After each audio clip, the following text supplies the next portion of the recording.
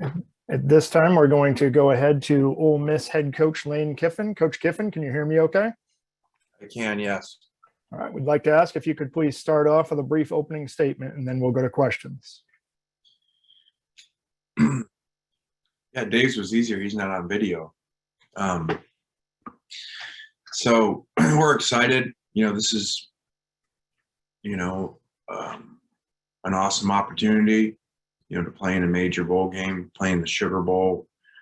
That's, to me, what I feel like is every, kid when they come up living in the SEC, areas, to play in the Sugar Bowl. And to think that, we got here 2 years ago, I just heard the end of Dave's, but maybe similar thing, to think that, we would be in the Sugar Bowl this quickly. It's perspective how awesome it is. And, we're very blessed, to be in this position. I thank God for this, opportunity to come here and the players and how it's all come together. I've kind of told them before, they're like this amazing blended family, that we've got kids that have been here for 6 years, that have talked about the pains they went through. We've got kids that literally got here this fall, including, a starter or two from the transfer portal, and they really are a unique family. So awesome opportunity to play a great program in Baylor, one that's extremely well coached, having played against Coach Aranda's defenses before. At I think 3 different places now we played against him just before. So, really great coach. He's done an unbelievable job. Saw the end of their game. We had recruits here, but saw the end and saw his post game on the field and just how he speaks. You can tell his passion for his players and, how it's about them and not himself. So this will be an awesome matchup. Thank you very much, Coach. We'll now go to questions. Our first question will be from Nick Suss from the Jackson Clarion Herald. Hey, Lane, I know Alabama's win last night kind of took the drama out of today for y'all, but how did you guys take in the news today? Was there a team celebration or a watch party or anything, or were you kind of out on the trail yourself? No, we've just been recruiting, and I think a lot of our players, with a weekend finally to go home, have been different places and stuff, so we didn't do anything together. I think that, there was a lot of, if you took guesses of where you're going, that was going to be the Sugar Bowl. So I think that, I don't think there was a whole lot of surprise there. So we're excited about it. Couldn't, pick a better bowl to be in, and one that I would certainly think our fans will travel to, and we'll go. And much like I said, at the end of the season, come support the team. It's your last chance, to see them together and to see Matt. And now you got one more chance to do it, in one of the biggest bowls in the world. You've coached in this bowl before, coached in a lot of bowls like this before. What do you say to the players about handling pressure for a lot of them who haven't played in a New Year's Six type game before? I haven't thought that far. You're getting ready talk for the game. I haven't even, again, we've been recruiting. I haven't processed any of that. I hadn't even thought about having been there before and the players not having been there. So I'll figure that out. Next question is John Sokoloff from WCBI. Hey, Lane. I just wanted to, you've been at so many other, not so many other, but you've been at other, programs in the past. So now, obviously, here at Ole Miss, going to a game like this, like Nick just said, you've had experience going to games like this before. But this exact group, how does it compare to other groups that you've had in the past? And what makes them that unique family that you talked about? Well, like I said before, we're still processing. It just came in, and there's a lot of stuff going on. We've got recruits here and SEC championship game, and the contract stuff, and which is a lot of personal stuff involved with that is outside of myself and about our program in there. When you get the details of it, and assistant coaches and administration, support staff, and the funding for them so that we can do this thing at a really high level is in there as well. So it wasn't just some, personal contract that the head coach gets paid. There was a lot of work into that. So as far as, like I've said, the players are a unique group. They've really come together from, different age groups and how long they've been here, and quarterback in California, all these different, elements coming together, and our staff too, and having some staff turnover just a year ago. It's just been a really neat story, and it's really, really neat to watch, and just really excited to be a part of it. As far as other groups, again, I hadn't thought about any of this till you just said it. This would be the first major game, BCS Bowl, Sugar, Rose, Orange, that have been to these before, never as the head coach. So, that's pretty neat too. Just hadn't thought of it that way. So we're gonna have a lot of time to figure this out, with almost a month before the game. So.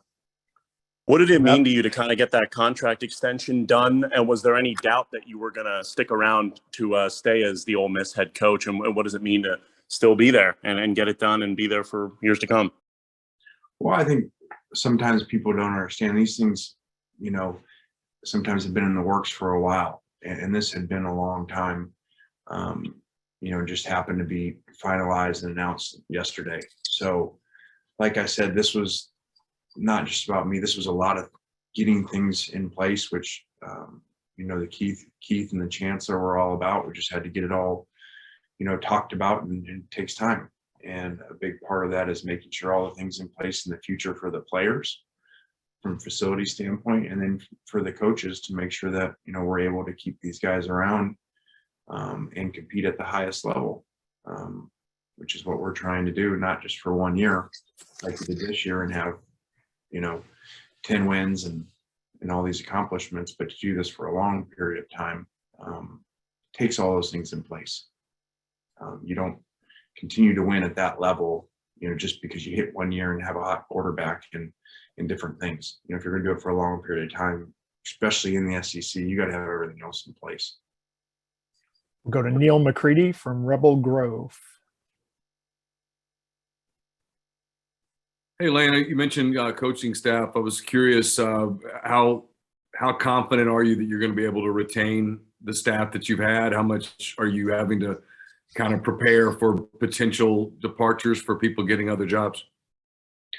Well, I've said it before, this is when you win, and especially to me, when you win with style that people watch, they say, okay, hey, I want to go buy that system, that style. And I'm not saying we're Alabama, but that's a lot of times why you see so many coaches leaving Alabama is people want to go get what they're doing. And so we lost coaches a year ago to when we first got to Alabama, and then last year to Texas, Oklahoma.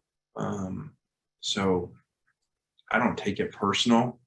It's part of the business, when you're doing really well, because the players are playing really well, your assistant coaches, people want to come get them. So like I said about the head coach, it's the same thing.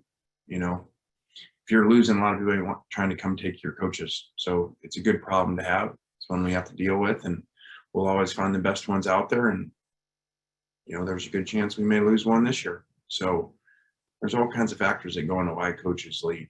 And so I understand that. We'll go to Trey Isles from PSP Sports. Elaine, you mentioned about going up against Coach Aranda before. It's been a few years, but how much does that benefit you as you begin to prepare for Baylor? Will you be able to look at some things that you did before against him, and will it benefit you this time? I don't think so. I think, and I've not watched them yet, but I know our system is so much different than it was years ago. I believe even back to, I think it was at Utah State a long time ago. We played at USC and Wisconsin, at Alabama, LSU at Alabama. So he's done I remember a stat in my head about one time we played him, and it had been 5 years in a row. They were the only defense to be in the top 10 in the country in rush defense or something like that, if I remember right. And there was only one team in America, only one common thing in America, and it was him where he had been, the different schools. So just unbelievable job, and really gives you a lot of problems. We have time for two more. Next is Mitch Davis. Coach, quick question for you. What does this mean to your program? Obviously, this is big time for your program, especially for recruiting, but also how do you use this in recruiting pitches, early signing days coming up? What do you say to those recruits in those living rooms to get them to come to Ole Miss? You're referring to as the game or in general?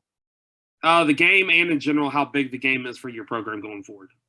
Well, it's huge. I mean, we knew that, after winning the Egg Bowl that, we were going to be in a, major, New Year's Six game. So it was just a matter of which ones. We were already selling that and recruiting that. Hey, here we are in our second year already doing that.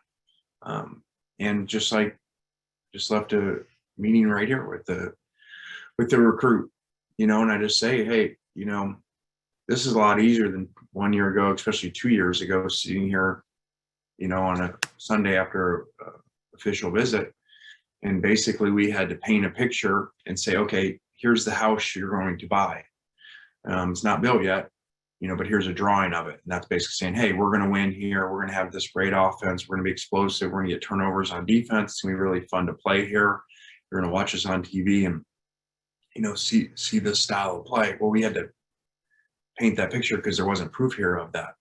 And now it's like, okay, hey, they come now and it's like, okay, they can see the house. If you want to buy it, at least you can walk through it because we're already doing it. So it does make it a lot easier.